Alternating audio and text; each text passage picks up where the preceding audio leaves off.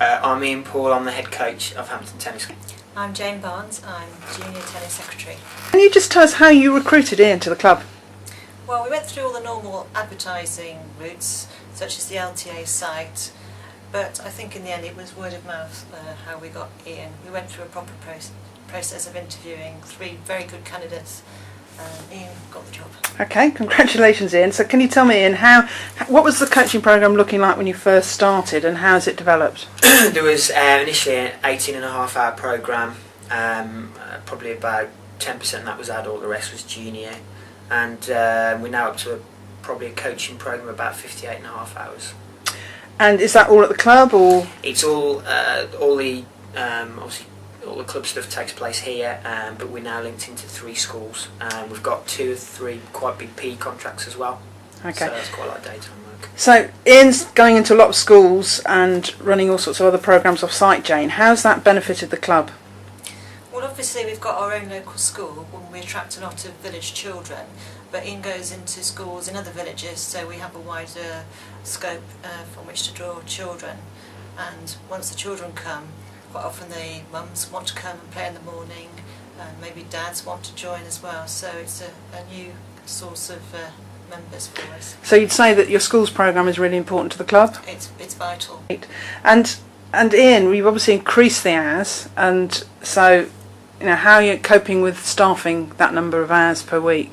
Well, obviously initially I did everything myself, and then really just a case of creating a well-balanced coaching team. So I've got sort of Sam and Jane that are in 2 sort of DCAs to help with the workload, and also it's quite important to develop from within really, so try and running consistent tennis leaders courses, and then trying to push the guys into then going on to do their level 1s and 2s and do it that way really. And Jane, how are you supporting the coaching team? Well, we have a designated junior committee that is separate from the main committee, although we do communicate very well. So we're there solely to support Ian and what he's doing with his programme.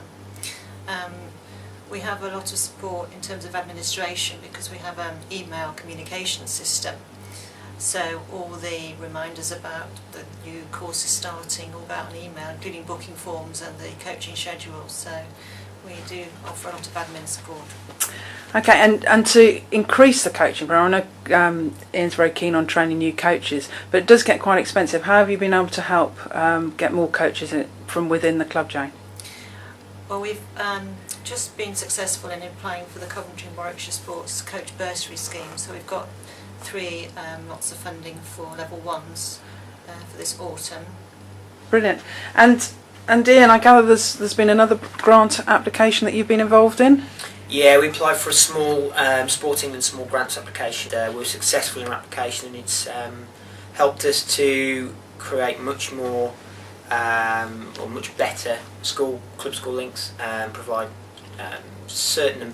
We use some of the money to help with Coach Ed. A lot of sort of mentoring the team, mentoring the coaches, mentoring the tennis leaders, and obviously equipment. But yeah, it's been really successful and has helped develop the coaching programme. I think as a club, Hampton's been really, really good at accessing funding. I know you've had some county funding, and you're obviously aware of the changes of club affiliation now becoming club registration, which will mean that you're going to have perhaps more income than you have had in the past, Jane. Have you had any plans of how you're going to use that income?